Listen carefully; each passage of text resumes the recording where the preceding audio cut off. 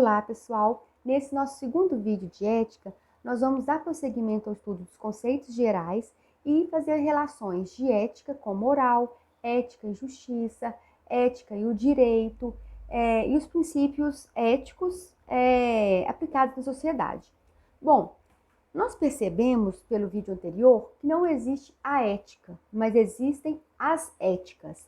E que os filósofos, ao longo do tempo, eles vieram, depois dos gregos, eles vieram interpretando, né, os conceitos iniciais e foram, de acordo com a época deles, foram dando visões e acepções diferentes para o termo ética. Bom, então, para a gente entender essa questão dessas noções gerais sobre ética, mais uma vez eu ressalto que nós vamos esbarrar em termos como valor, conduta humana, moral, princípios, e não são sinônimos, são distintos.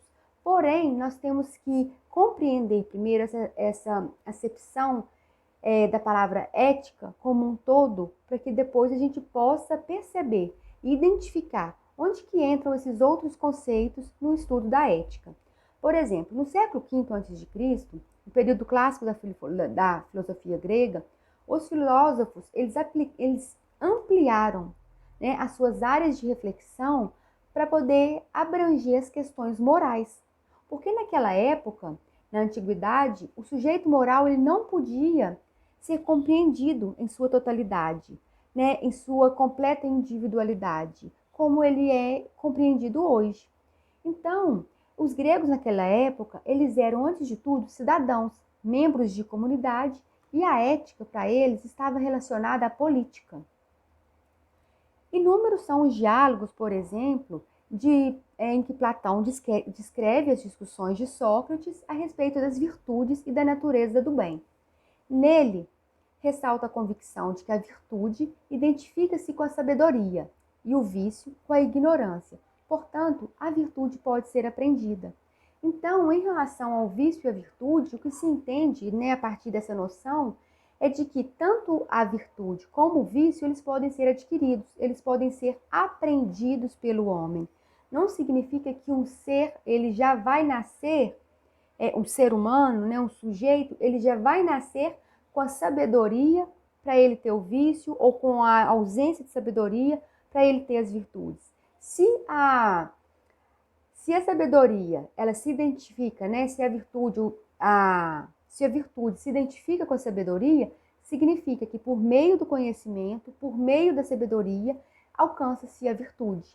E o contrário, você vai alcançar o vício. Bom, na célebre passagem de A República, em que Platão descreve a alegoria da caverna, reaparece essa ideia. O sábio é o único que pode ver a luz, é o único que pode se soltar das amarras que o obrigavam a ficar dentro daquela caverna, dentro da sombra. Então, o sábio é o único que pode ir em direção ao sol, em direção à luz, que é a representação do bem. Portanto, alcançar o bem relaciona-se com a capacidade de compreender bem. A partir dessa concepção, na cidade que imaginava Platão, a cidade bela, Calípolis, Platão distingue uma sociedade dividida em 3 classes sociais. Quais são elas? As classes dos governantes, dos soldados, os guardiões, e a classe dos produtores, que eram os camponeses, os artesãos e comerciantes. Percebam aqui que nessas classes sociais não existiam as mulheres, não existiam os escravos, não existiam os estrangeiros, porque eles não eram sujeitos de direito. Então, em cada uma dessas classes, vai prevalecer o quê? Um aspecto da alma, o racional para os governantes, a alma irracível para os guardas e a alma concupiscível para os produtores. Discípulo de Platão, né, Aristóteles aprofundou essa discussão a respeito das questões éticas. E na obra Ética a Nicômaco, ele procura o que representa esse fim último de todas essas atividades humanas. É uma vez que tudo o que fazemos visa alcançar um bem, visa o que nos parece ser um bem, na verdade. Então, qual é a finalidade disso tudo? Quais são as razões que nos levam a ter determinados comportamentos?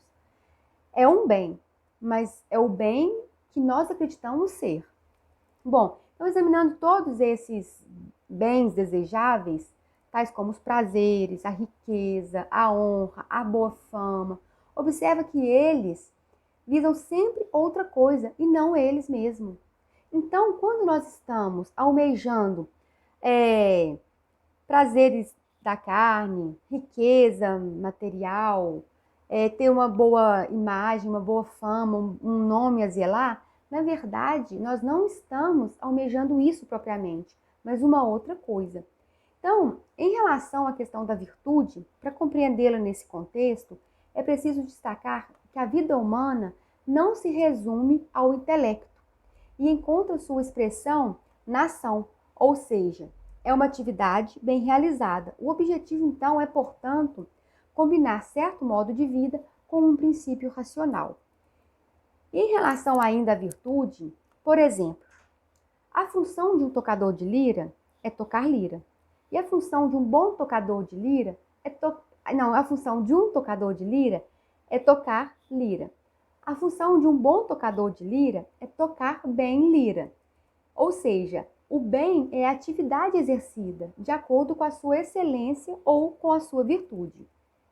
Logo, a virtude é a permanente disposição de caráter para querer o bem, o que supõe a coragem de assumir os valores escolhidos e enfrentar os obstáculos que vão dificultar essa ação. Perceba o seguinte, que em todos os sentidos, dado pela etimologia a palavra virtude, persiste a ideia de força, de capacidade, de repetição, de que é necessário uma racionalidade. Então, em moral, a virtude é a força com a qual nos aplicamos ao dever e o realizamos. Então, a virtude, dentro da compreensão, dentro da moral, ela é uma força com que nós vamos aplicar para a gente poder realizar o dever de realizar, de alcançar o bem. Então, a vida moral, ela não se resume a um só ato moral, nem a nossa felicidade, por exemplo. Tanto a moral, ela não está em um ato, mas em uma vida moral, bem como a felicidade, que não se resume em um dia de felicidade, em um momento de felicidade, em um instante, mas em uma vida toda. Então, é necessário, nesse conceito, a repetição do agir moral. Em outras palavras, o agir virtuoso não é o ocasional, não é o fortuito, mas é um hábito fundado no desejo e na capacidade de perseverança, na capacidade de perseverar para encontrar o bem, para alcançar o bem. Assim como a felicidade supõe uma vida toda, não se resumindo ao momento, a virtude é a mesma coisa. A esse respeito, é interessante o que Aristóteles diz. Aristóteles diz o seguinte: uma andorinha não faz verão, nem um dia tampouco. E da mesma forma, um dia ou um breve espaço de tempo não faz um homem feliz e venturoso. Portanto, assim como o intelecto se desenvolve pelo exercício da aprendizagem, também a virtude resulta da prática do hábito. A moral, ela não é uma ciência exata, não é uma ciência que vai te apresentar uma fórmula. Como eu falei para vocês no nosso primeiro vídeo, que são conceitos abertos, são conceitos abstratos, e em especial a moral, ela vai depender da época, vai depender do tempo, vai depender do lugar, para a gente poder definir o que é aquela moral daquela sociedade. Enquanto, ressaltando, a ética, nós estamos procurando a ética, compreendendo a ética como um conceito universalizante, um conceito universal, e dentro, é claro, do Ocidente, porque senão nós vamos esbarrar em questões multiculturais. Nessas questões multiculturais, por exemplo, existem ideias, percepções de comportamentos éticos que para nós seriam violações de direitos, seriam violações da honra, do bom costume, dos direitos humanos. Então, é nessa questão de que a moral não é uma ciência exata e que ela enfrenta dificuldades de lidar com elementos irracionais da alma, por exemplo, como os afetos, as fortes paixões humanas. A moral, ela trabalha para submeter isso a uma racionalidade, a uma razão. Bom, por isso Aristóteles desenvolve a teoria da mediania. pela qual toda virtude é boa quando é controlada no seu excesso e na sua falta. Em outras palavras, olha só o que Aristóteles quer dizer. Agir virtuosamente é encontrar um justo meio entre dois extremos, que são chamados vícios. Vejam os exemplos. A virtude da coragem pode tornar-se excessiva quando é temeridade e deficiente na covardia. Gastar dinheiro, por exemplo, pode significar a virtude da generosidade, da prodigalidade, enquanto que os seus extremos, eles podem significar o quê? A dissipação ou a avareza. Percebam que nos extremos estão os vícios. A virtude da temperança é o meio termo entre voluptuosidade e insensibilidade. Então, o objetivo seria encontrar esse justo meio, que é pela teoria da medianidade que Aristóteles explica. E aí, fazendo essas considerações, eu coloco aqui para vocês, né, mais uma vez. Sempre quando a gente está estudando ética, a gente está estudando, né, a ética ocidental. Ainda que ela seja um conceito de ética ocidental universal para os países ocidentais. Por que eu falo isso para vocês? Eu já dei um exemplo na aula passada sobre a questão das mulheres islâmicas, né, da sua forma de se vestir, da sua forma de se comportar. Aquelas mulheres, ainda que elas não concordem com algumas delas, ainda que elas não concordem com aquela situação, com aquela que para nós é considerado submissão, elas o fazem acreditando que estão sendo éticas naquela sociedade. Mesmo nós aqui, nós podemos ter ideias de que nós entendemos que não são o que a gente entende ser ético, porém, o que predomina, o que foi entendido até mesmo pela ciência da ética, pela teoria, né, a ética enquanto uma disciplina, entende-se que o ético é isso. O ético é você ser honesto, é você ser transparente, é você pensar não individualmente, mas pensar que as suas escolhas individuais, elas podem ter reflexo, impactos na coletividade. E aí a gente pensa o seguinte, por exemplo, nessas sociedades, por que eu falo do Ocidente?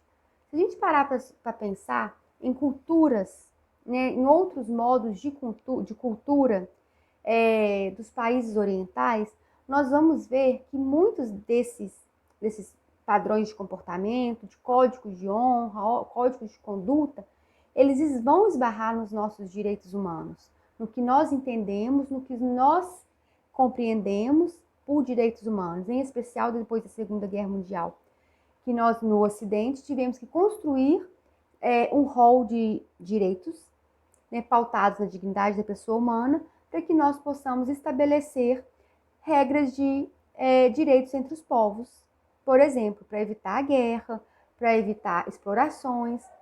No entanto, esse tipo de modos de cultura diferentes que ainda existem no Oriente, decorrentes até mesmo, é uma cultura milenar, são culturas diferentes, elas podem chegar até nós. Elas podem chegar até no nosso ordenamento jurídico e esbarrar nessas nossas normas. Um exemplo que eu vou trazer, para ficar mais concreto, é a questão, né, em relação ao multiculturalismo, é a questão da clitorectomia. Nós temos na Constituição do Canadá uma cláusula que é um artigo que é sobre a democracia e o multiculturalismo. Então, o Canadá, ele tem o multiculturalismo na sua Constituição como um valor, então, que tem que ser respeitado. O que acontece? Então, numa sociedade democrática, tem-se que respeitar a multiculturalidade, o que é diferente de diversidade cultural.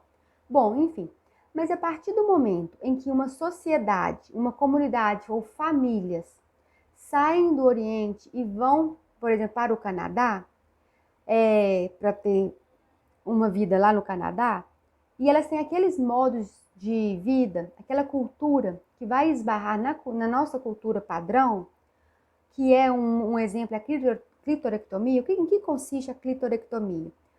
É uma é um corte que faz no órgão genital da mulher, e normalmente se faz na criança até 12 anos.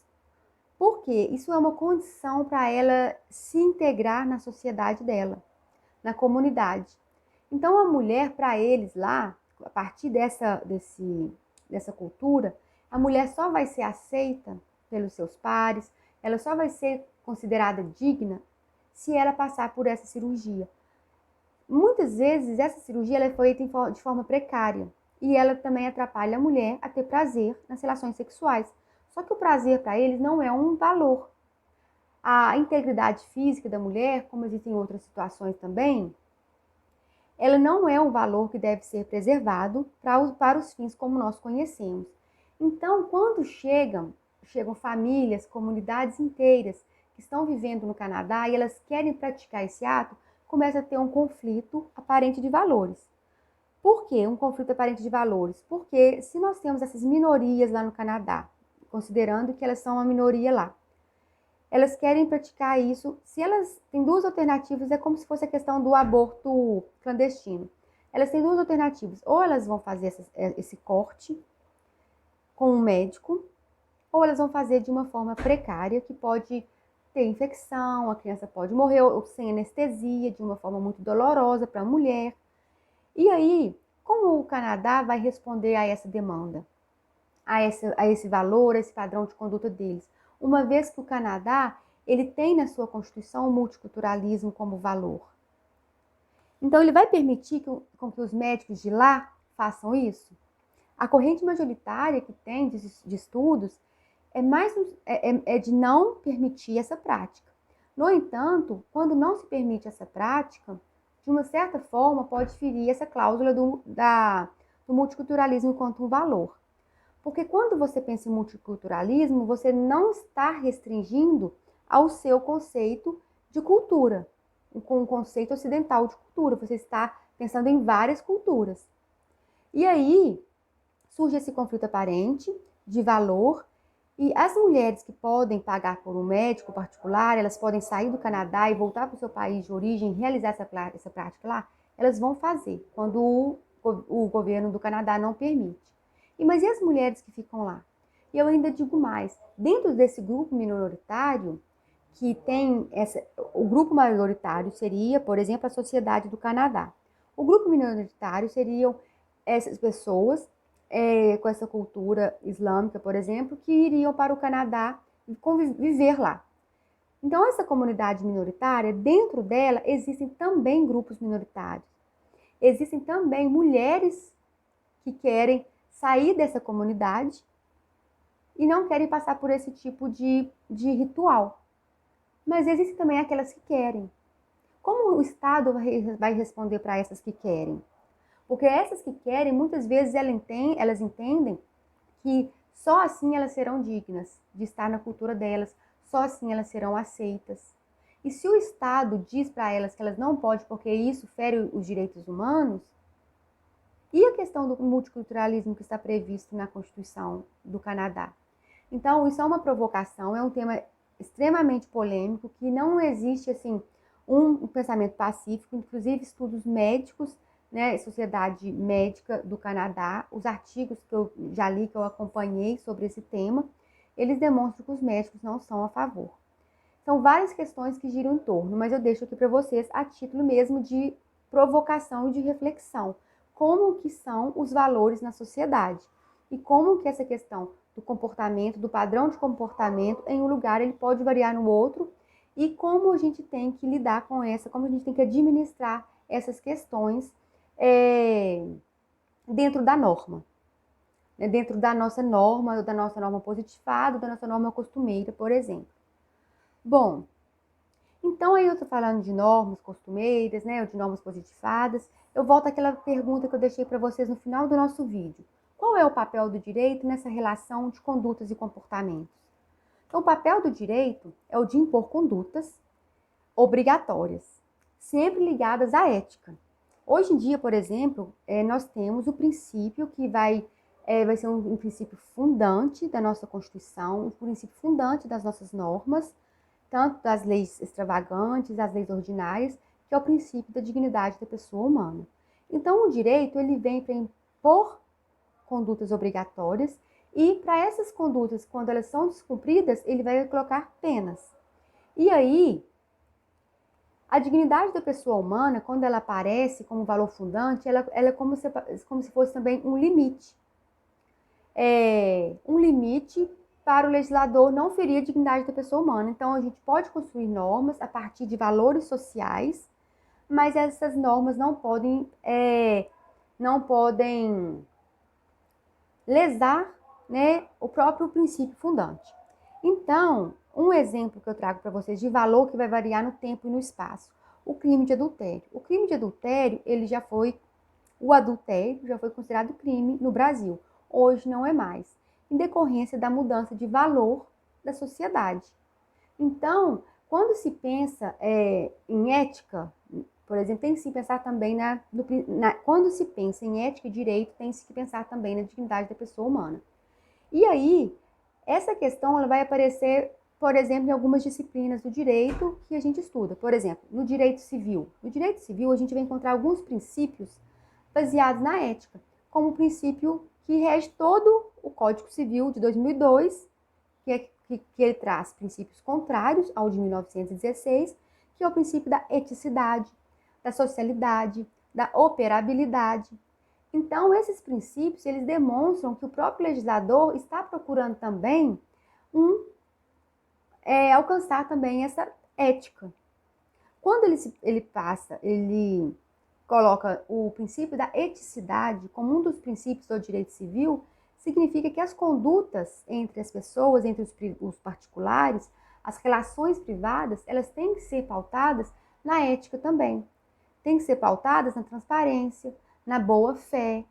Tem que pensar no fim social das suas relações jurídicas, como na questão dos contratos, da função social da terra. Então, são questões que a gente tem que pensar à luz da ética. Um outro exemplo que a gente vai encontrar no direito processual civil, nas relações entre os advogados, entre as partes, a boa-fé processual, a lealdade processual, a colaboração, a cooperação, de forma que as partes não vão interpor recursos sem necessidade, ou peças ou petições, fazer requerimentos sem necessidade, a fim de agravar ainda mais a morosidade que já existe. No direito administrativo, fica bem claro, porque no próprio artigo 37 da Constituição, nós vamos encontrar os princípios da administração pública. E lá nós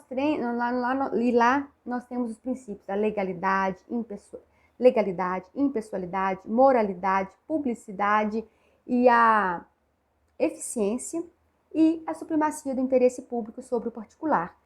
E quando o legislador, né, o constituinte, primeiro que o constituinte não colocou o princípio da eficiência de logo, né? O princípio da eficiência ele foi acrescentado depois com a reforma administrativa, ele não estava previsto.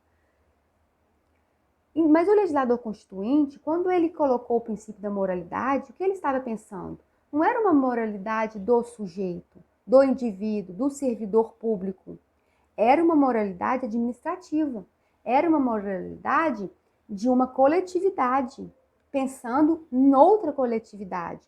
Então, dos servidores com as pessoas para quem eles iriam prestar os serviços. Então, não é uma moralidade individual. Tem que ser uma moralidade coletiva. É a moralidade administrativa. É a moralidade para o bem público. É a moralidade para a sociedade, né? Que está sendo servida por esses servidores públicos. E o princípio da eficiência, que foi acrescentado depois, junto com os outros que estão interseccionados, eles existem para pensar no bem do povo. Porque um serviço administrativo ou um trabalho administrativo, ele tem que ser realizado com eficiência para não prejudicar, né, por exemplo, o demandante daquela questão, o povo em geral. Um outro exemplo é a impessoalidade. A impessoalidade ela vai mostrar exatamente que você não pode confundir, né, as suas crenças, a seara pessoal, né, com o que deve ser feito naquele momento. A publicidade, ela vem, né, também para tornar público e transparente, de forma que nós vamos concretizar o alcance da ética. Nós vamos alcançar a ética por meio de vários mecanismos, dentre eles a publicidade. Então, essa mesma lógica, ela deve ser aplicada aos códigos de conduta dos servidores públicos. E aí, então, seja, né, magistrado, promotor, defensor público, eles têm que pautar o trabalho deles em uma ética comum. Então, o código, sobre em relação ao estudo do código de conduta dos servidores públicos, eu vou deixar para gravar um vídeo só para a gente estudar o código de conduta dos magistrados, dos promotores, dos defensores.